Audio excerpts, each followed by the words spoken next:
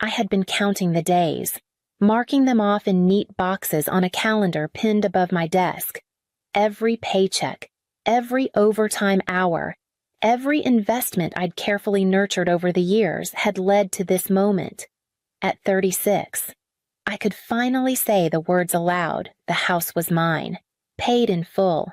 When I told my father, I expected pride, perhaps even a rare smile from the man who had always measured worth in property and permanence. Instead, Roderick Calloway threw his head back and laughed, a low, dismissive sound that rattled in my chest.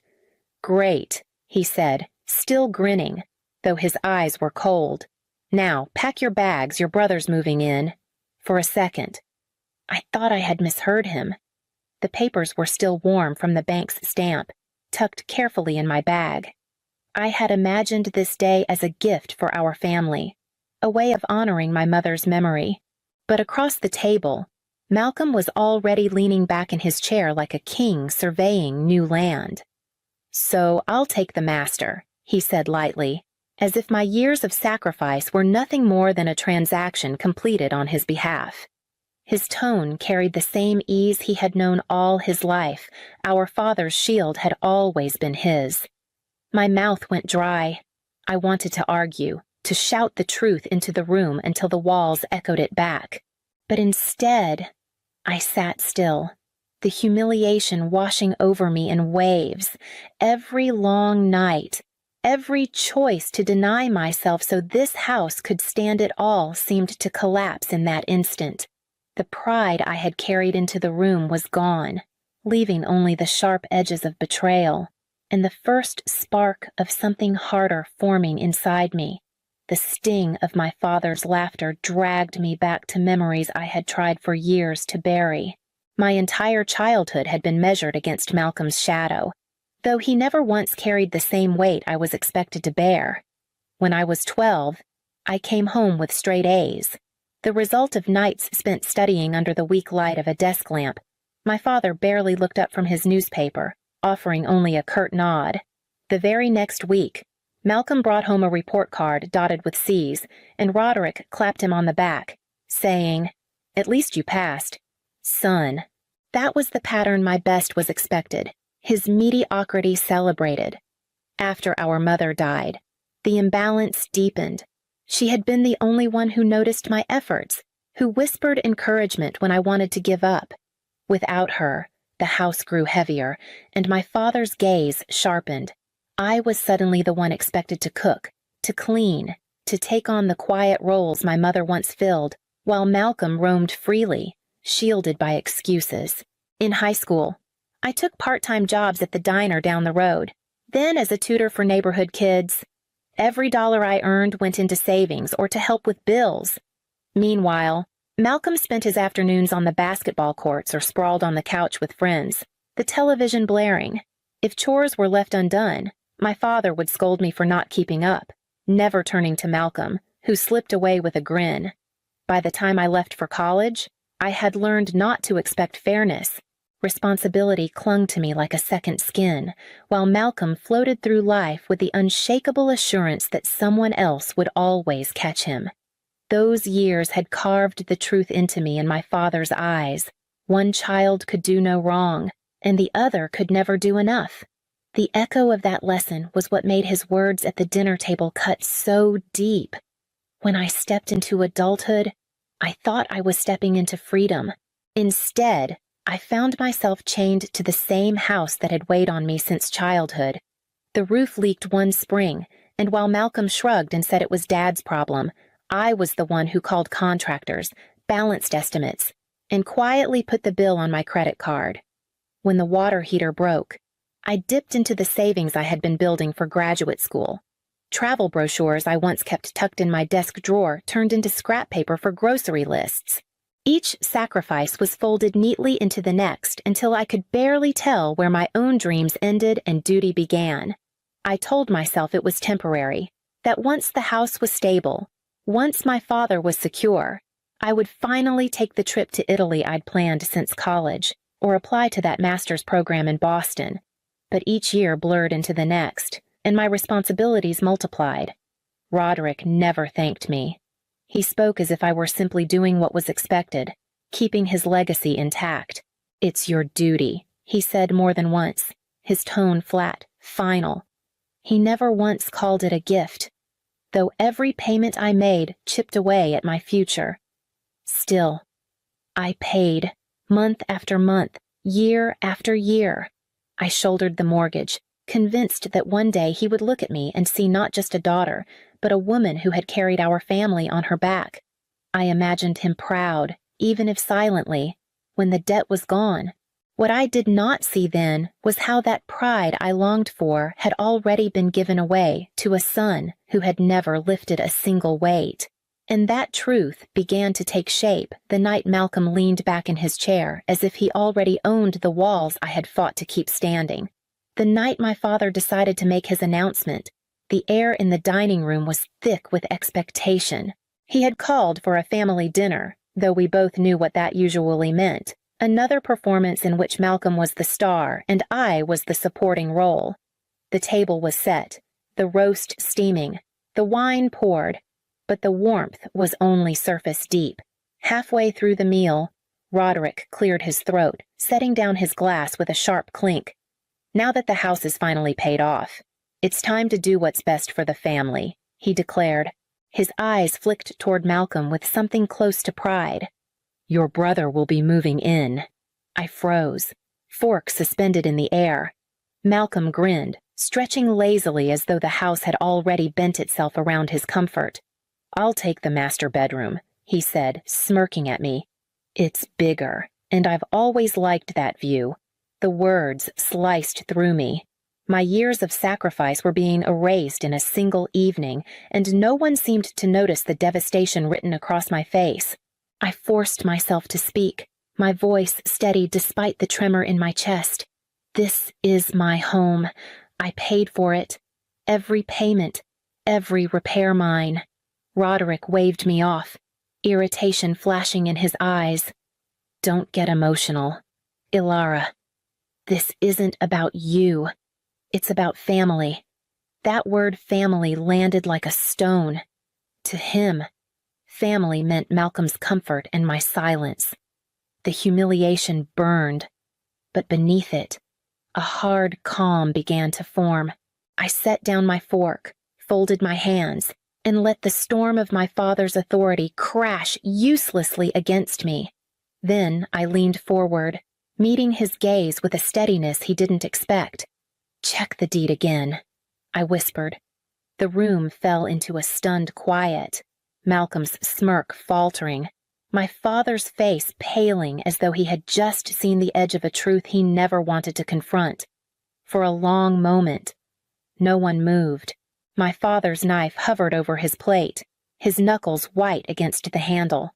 Malcolm let out a nervous laugh, the kind he used whenever he thought someone was bluffing. "What's that supposed to mean?" Malcolm asked, his smirk wavering. I drew in a steady breath. "It means the deed isn't in your name. Father, it isn't in Malcolm's name either. It's in mine, solely. I've been the only one making payments, the only one signing papers. This house belongs to me." Roderick slammed his hand against the table, the silverware rattling. "Don't be ridiculous. I was the one who—" His words faltered, and for the first time I saw hesitation cross his face. He hadn't signed a single document. He had left every detail to me, brushing it off as something women were better at handling. Malcolm shifted uneasily. "Dad, she can't be serious." "You said I said what I believed," Roderick snapped, though his voice had lost its usual thunder. His eyes darted toward me, searching for cracks in my composure, but I had none to offer. Calmly, I unfolded the manila envelope I'd carried in my bag since the bank visit. I slid the copy of the deed across the table. My name stared back at them in black ink. Their silence was almost sweet. "You never asked," I said softly. "You assumed, and I let you. Because I thought one day the truth wouldn't matter as much as the family it protected. But I see now it matters more than anything." The weight in the room shifted. For the first time, It wasn't my father dictating terms or Malcolm claiming space he hadn't earned. It was me. Their faces told me they had never truly considered what I had sacrificed, what it had cost to keep this house standing. And in that moment, I knew clarity wasn't enough. The time had come to act, not merely defend. I would not let my years of silence end in another dismissal. The house was mine, and so was the power that came with it. The night after the dinner, I sat at my desk with the deed spread out in front of me, the papers that had once felt like a burden now sharp as a blade. My father's shock replayed in my mind, Malcolm's disbelief echoing like a hollow drum. For years I had been the silent one, the reliable one, the one who never fought back. That part of me was gone. The first call I made was to my lawyer, a patient woman named Ms. Harding who had handled my refinancing paperwork. I explained everything: my father's demand, Malcolm's smug assumption, the threat to uproot me from the home I alone had kept afloat. She didn't sound surprised. "We'll make sure your rights are secured," she said firmly. Within days, she arranged for new locks, ensuring that only my keys would open the doors. We updated every relevant document: utilities, insurance, county records, removing any ambiguity about ownership. Then she suggested something that made my chest feel lighter, a notice of occupancy terms. If my father or brother attempted to move in without my consent, we could issue an official eviction notice backed by the court. The idea of having the law at my side felt like fresh air after years of suffocation. While I moved quietly, my father moved loudly. Neighbors stopped me on the sidewalk with polite but curious smiles, saying they had heard Malcolm would soon be taking over the house. One even asked if I was planning to downsize. I simply smiled. My lips pressed thin and offered no correction. Let them think what they wanted. The truth would arrive soon enough. Back inside the house, I walked through each room, the walls still heavy with years of sacrifice. For the first time, though, I didn't feel trapped. I felt steady. The foundation beneath me wasn't just concrete and wood, it was proof that I had survived, and that I was stronger than they ever imagined. My father believed he had cornered me, that his word was final. What he didn't see was that I had already started moving the pieces, and the board no longer belonged to him. The morning after the paperwork was finalized, I packed a small bag and left before dawn. I wanted space, a breath of distance to let the next step unfold without my presence filling the air. The house was still, the silence almost ceremonial as I closed the door behind me. When the sun rose, Roderick must have expected the familiar sounds of me in the kitchen, the coffee maker bubbling, the rhythm of a home he assumed would always serve him. Instead, the rooms stayed quiet. Malcolm stumbled downstairs, yawning, only to stop cold at the front door. Taped neatly to the glass was the notice, stamped and sealed, declaring in black and white that the property belonged solely to me and that no one had rights to enter, occupy, or alter the residence without my explicit permission. Any attempt to do so would be grounds for legal eviction. I wasn't there to see it, but I could picture the moment Malcolm tugging the paper free, eyes scanning the lines, his confusion growing. "Dad," he must have called, voice breaking with uncertainty. Roderick, still in command in his own mind, would have snatched it away, read it once, twice, then slammed it on the table as if sheer force could make the words vanish. Anger would have followed, rage at being undermined, at realizing the authority he wore like a crown was nothing more than borrowed cloth. Neighbors, drawn by the noise, lingered at the edge of their lawns. Whispers traveled quickly down the street how the proud patriarch had been blindsided, how the daughter no one noticed had quietly taken control. By the time I returned later that evening, the air around the house carried a different weight. The illusion of their dominance had cracked, and all that remained was a silence even louder than their shouting. I signed the lease on the condo without hesitation, the pen gliding smoothly as if it, too, understood what this moment meant. The building stood downtown, glass and steel against the skyline. Nothing like the old house with its sagging porch and heavy curtains. This place was mine, bought with the savings I had guarded in silence, each dollar a quiet rebellion against years of dismissal. The first night I moved in, I unpacked slowly, placing books on shelves in the order I preferred, choosing bold colors for the walls instead of the muted tones my father had always insisted were respectable. A small reading nook overlooked the city, the hum of life outside a reminder that I was finally a part of something bigger than the endless cycle of sacrifice. Freedom seeped into the corners of my days. I joined a book club at a local cafe, where conversations spilled past the pages into laughter and stories I'd never dared to share before.